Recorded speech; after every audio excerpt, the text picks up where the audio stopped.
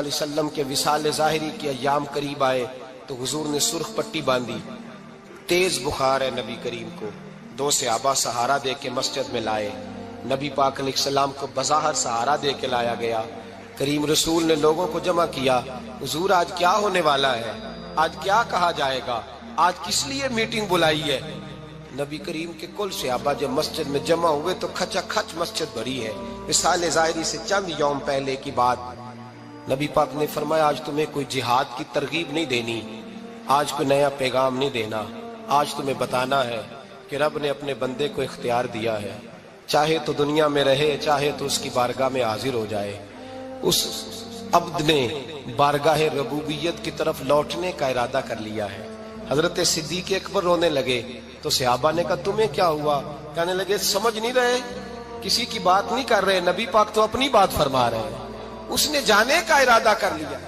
سنیے میرے بھائی، محبوب پاک نے فرمایا بھائی کسی شخص کو میری طرف سے کوئی تکلیف پہنچی ہو تو بدلہ لے سکتا ہے، بدلہ لے سکتا ہے، کسی کو تکلیف پہنچی ہو۔ صحابہ پھوٹ کے رونے لگے، محبوبہ کرم ہی کرم ہوا ہے، رحمت ہی رحمت آئی، آپ کے بارے میں گمان کرنے والا بھی دائرہ ایمان سے نکل جائے۔ حضور آپ کیا فرما رہے ہیں؟ فرمایا نہیں بھائی اٹھو۔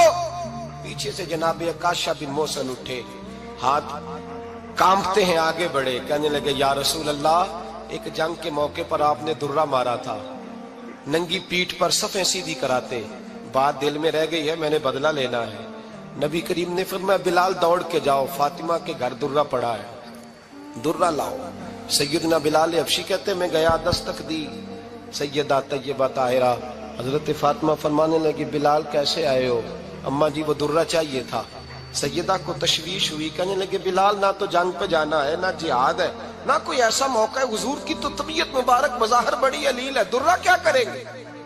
حضرت بلال عرض کرنے لگے اماں جی ایک صحابی بدلہ لینے لگے ہیں، صاحب طبقات نے جملے لکھے ہیں، کہتے ہیں بی بی صاحبہ نے درہ بھی دیا اور امام حسن حسین کو بھی باہر نکالا۔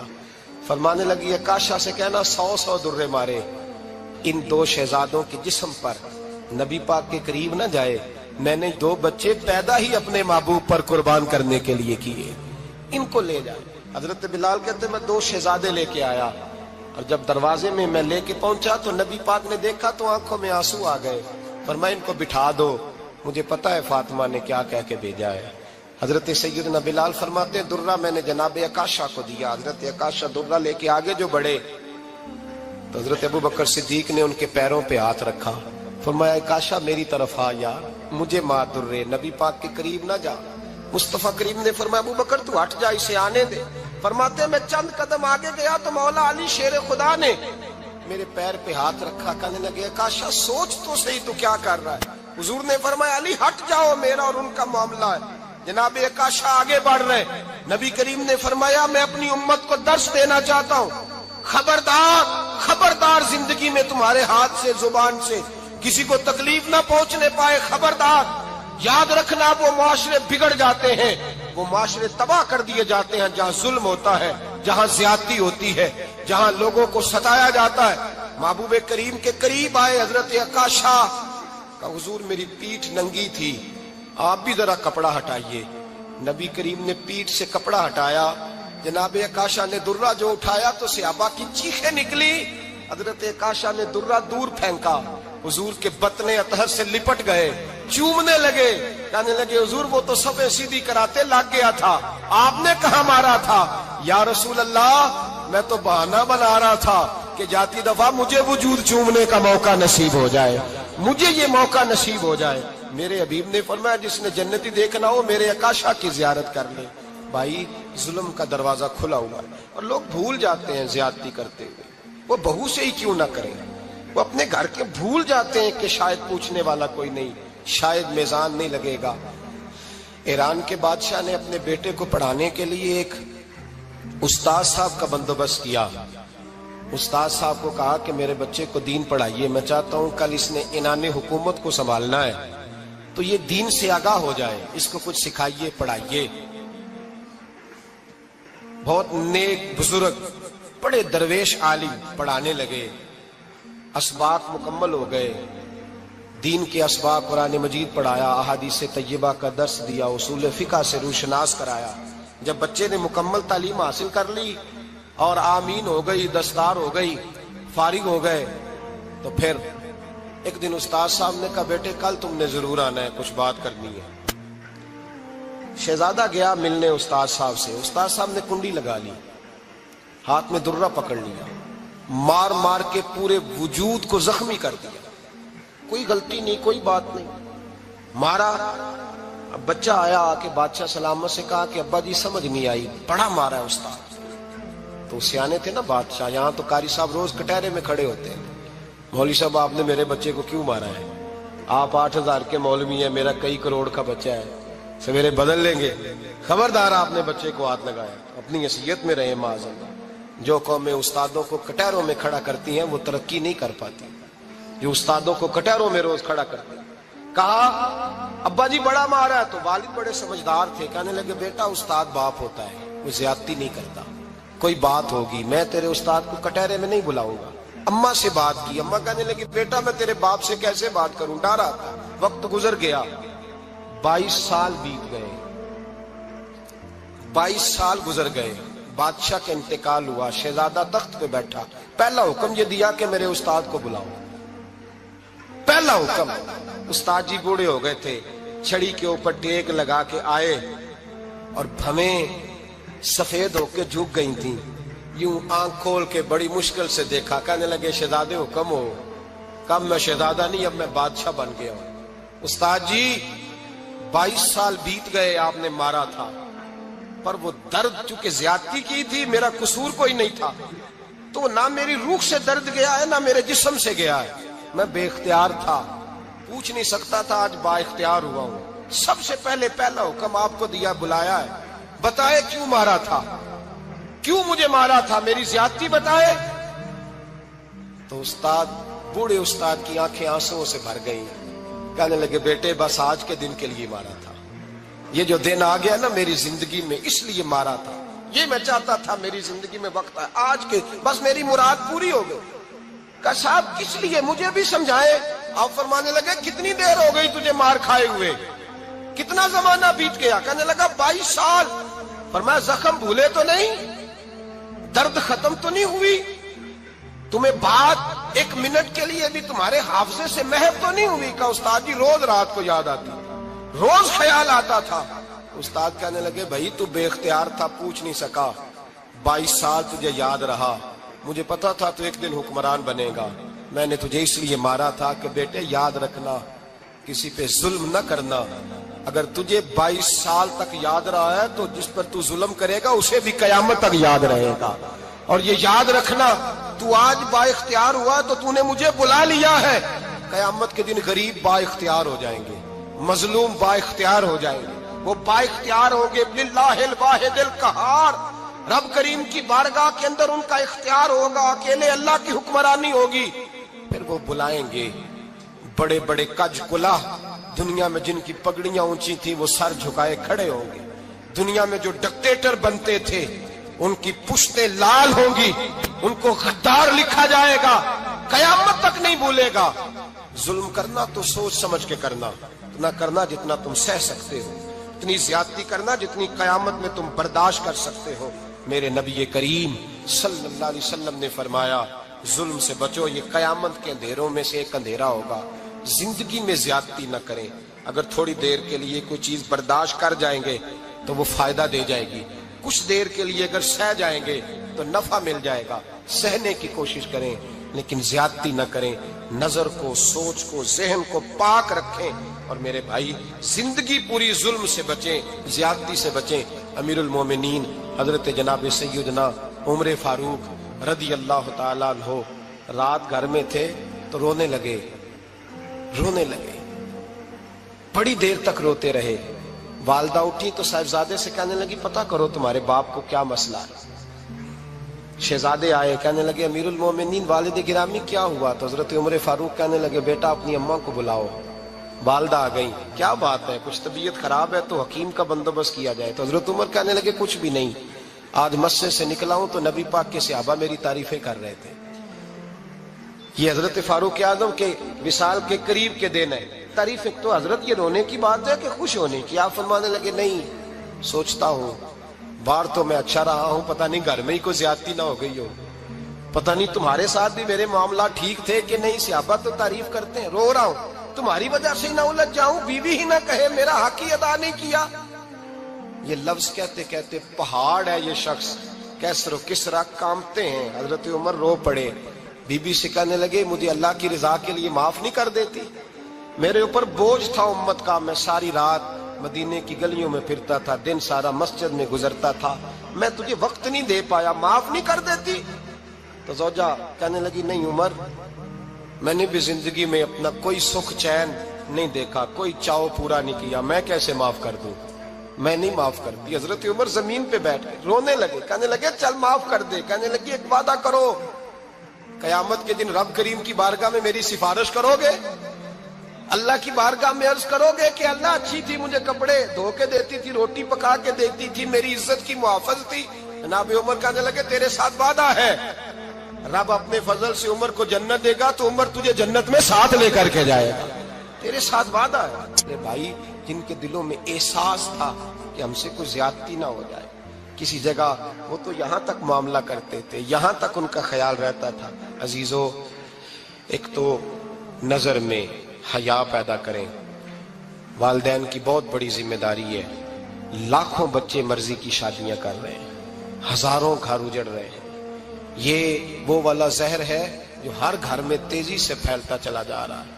پہلے ہم کہتے تھے کہ بچہ باہر نہ نکلے، اب کہتے ہیں اللہ کہیں موبائل لے کے تنہا نہ بیٹھ جائے، کہیں تنہا نہ بیٹھ جائے، کیا بنے گا اس کا اگر یہ گندگی اور یہ ایسا نشہ ہے جو اجاڑ کے رکھ دے۔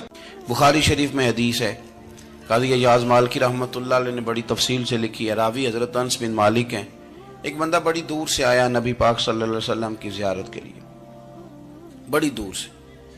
عرب کے جو سردار ہوتے تھے ان کے بڑے ناز نخرے ہوتے تھے، وہ خیر آج بھی ہیں، پروٹوکول کا ماحول آج بھی، یعنی وزیر صاحب کے آگے دو چار گاڑیاں نہ ہوں تو ان کو مزہ ہی نہیں آتا، پولیس والے آگے پیچھے بھاگیں تو حالانکہ ان کو نہیں پتا کہ جو پولیس والے آگے پیچھے بھاگ رہے ہیں نا، یہ حکومت بدلی تو گرفتار کرنے بھی انہوں نے آنا ہے، لیکن وہ بڑا مزہ آتا ہے جب لوگ گاڑی کے پیچھے بھاگتے ہیں۔ کیا بات ہے جناب، بڑی بات۔ اور ہماری طبیعتوں میں پتہ نہیں کون سی، تو نبی پاک صلی اللہ علیہ وسلم کی خدمت میں وہ شخص بڑی دور سے آیا، تو عرب کے بادشاہوں کا مزاج تھا، پروٹوکول بڑا چاہتے تھے، ان کا تو یہ طریقہ تھا کہ حکمرانی کرنی ہے جیسے بھی ہو۔ اگر کسی غلام نے دھوپ میں بندھا رہ گیا، اونٹ اور چھاؤں میں نہیں باندھا تو درے مارتے تھے، اور اگر اس نے کھول کے باندھ دیا تو پھر بھی مارتے تھے، کہتے تھے اتنا سیانا ہو گیا تو انہیں پوچھا ہی نہیں، خود بخود ہی باندھ دیا۔ وہ شخص حضور کی بارگاہ میں آیا اور بہت سارے لوگوں کے پاس کیونکہ وہ جاتا تھا اپنے سربراہ کا پیغام لے کے، تو وہ کانپ رہا ہے جب حضور کی بارگاہ میں گیا، ڈر رہا ہے۔ اب ذرا بات کو سمجھنا، نبی پاک صلی اللہ علیہ وسلم نے اس سے فرمایا کیوں ڈرتے ہو؟ سادہ آدمی ہے، دیہاتی ہے، بدو ہے۔ اللہ کے رسول نے تھپ کی دی، کیوں ڈرتے ہو؟ تو کہتا ہے حضور مجھے آداب نہیں آتے اور مجھے ڈر آتا ہے، کوئی بات اگر ایسی ہو گئی، آپ مدینے کی حکومت کے سربراہ ہیں، تو کہیں آپ ناراض نہ ہو جائیں۔ حضرت انس بن مالک فرماتے ہیں بات کہاں کی تھی، پہنچ کہاں گئی؟ جب اس نے یہ کہا نا کہ آپ تو حکومت کے سربراہ ہیں، کہیں کوئی غلطی نہ مجھ سے ہو جائے، تو نبی پاک کی آنکھوں میں آنسو آ گئے، حضور رونے لگے، اور نبی پاک صلی اللہ علیہ وسلم فرمانے لگے نہ بھائی، تو کسی حکومت کے سربراہ کے پاس نہیں آیا، نہ تو اس بیٹے کے پاس آیا ہے جس کی ماں گوشت کے خشک ٹکڑے کھا کے بھی گزارا کر لے گی۔ میں تو ایک غریب ماں کا بیٹا ہوں۔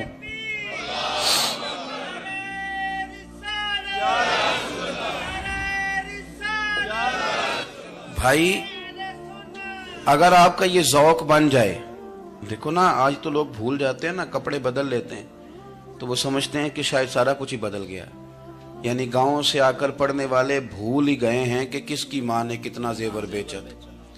لوگ بھول جاتے ہیں چیزوں کو، اپنے ماضی کو یاد رکھیں، آپ لوگوں کے ساتھ پیار کریں، آپ لوگوں کو موقع دیں، آپ تھوڑی سی اور کوشش کریں اس شخص تک جانے کی جو آپ کو مایوس نظر آ رہا ہے، پریشان نظر آ رہا ہے۔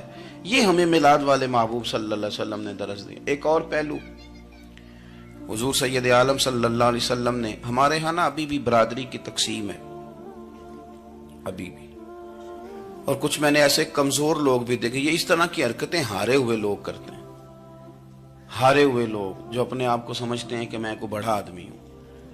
بڑا آدمی تو اپنے اخلاق سے ہوتا ہے, اپنے کردار سے ہوتا ہے, اپنی سخاوت سے ہوتا ہے, لوگوں سے پیار کرنے سے ہوتا ہے. باقی یہ کہ بیٹھ کے کہانی سنانا کہ میں بڑا کچھ کرتا ہوں, تو جو کچھ کرتا ہوتا ہے اسے سنانے کی کوئی ضرورت ہے. ایک اور بہت سارے لوگ آپ تعزیت کرنے جائیں نا والد کے انتقال کے بعد, تو ان بیچاروں کو بتانا پڑتا ہے کہ ابا جی میرے بغیر دوائی نہیں کھاتے تھے. تو میں کہتا ہوں اگر تیرے بغیر نہیں کھاتے تھے پھر بتانے کی ضرورت نہیں, پھر تو سارے گاؤں کو پتا ہوگا کہ تیرے بغیر نہیں کھاتے تھے. اور اگر کوئی دال میں کالا ہے تو پھر تیری وضاحت کوئی بندہ قبول نہیں کرے گا. تو آپ کو بتانا کیوں پڑ رہا ہے, اور آپ بار بار اس بات کا ذکر کیوں کر رہے ہیں کہ ہم بہت بڑے قبیلے کے ہیں؟ صاحب اگر آپ بڑے قبیلے کے ہیں تو پتا ہوگا سارے علاقے کو آپ کتنا لوگوں کا خیال کرتے ہیں, آپ کس قدر محبت کرتے ہیں, آپ کا انداز کریمانہ کس طرح کا. پھر آپ کو بتانے کی کوئی ضرورت نہیں ہوتی, پھر خود بخود خبر ہوتی. حضرت سیدنا ابو ذر غفاری رضی اللہ تعالیٰ عنہ, قبیلہ بنو غفار ایک بڑی شاخ تھی قبیلوں میں سے. جو لوگ اس زمانے میں مالدار قبیلوں سے تعلق رکھتے تھے ان میں سے ایک بڑا نام تھا.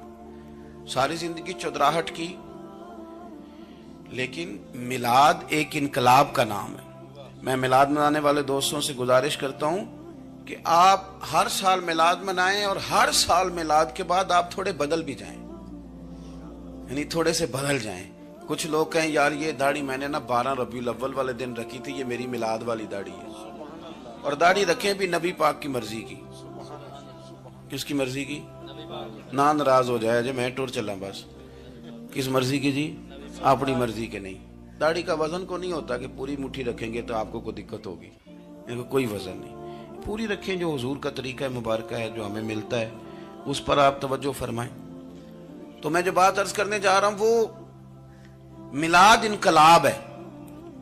حضور سید عالم صلی اللہ علیہ وسلم کی بارگاہ میں آنے سے پہلے لوگ کچھ اور ہوتے تھے, اور یہاں سے ہو کے جاتے تھے تو پھر ان میں تبدیلی آتی تھی. میں سارا دن کرامتیں سناؤں نا کسی کو اپنے پیر صاحب کی, اور اپنے گھر میں بھی کہ میرے حضرت بڑے, میرے استاد بڑے, لیکن بیوی کے ساتھ اگر میں ترش لہجے میں بات کروں گا تو وہ کہے گی یہ سکھاندے نے تینوں پیر صاحب. دوست کہیں گے یہ سکھاتے ہیں آپ. تو آپ کی کہانیاں نہیں چلتی, آپ کا کردار چلتا ہے. حضرت ابو ذر غفاری رضی اللہ تعالیٰ عنہ فرماتے ہیں چونکہ میں چودھری تھا, سیدنا بلال حبشی رضی اللہ تعالیٰ عنہ کے پاس میں بیٹھا تھا. کسی بات میں بات آگے بڑھی اور بڑھتے بڑھتے بات شکنجی تک چلی گئی. رائے کے اختلاف نے باتوں میں تلخی پیدا کر دی, اور جب تھوڑے لفظ اور تیز ہوئے تو میں نے انہیں کہہ دیا چپ کر, تو ابشن کا بیٹا ہے. کس کے بیٹے تھے حضرت بلال؟ کہتے ہیں جب انہوں نے مجھے کہا تو میرا دل بڑا ٹوٹا, لیکن میں نے ارادہ کیا کہ میں نے حضور کی بارگاہ میں نہیں عرض کرنی. اب ہر بات کی ہم حضور کی بارگاہ میں شکایت کریں.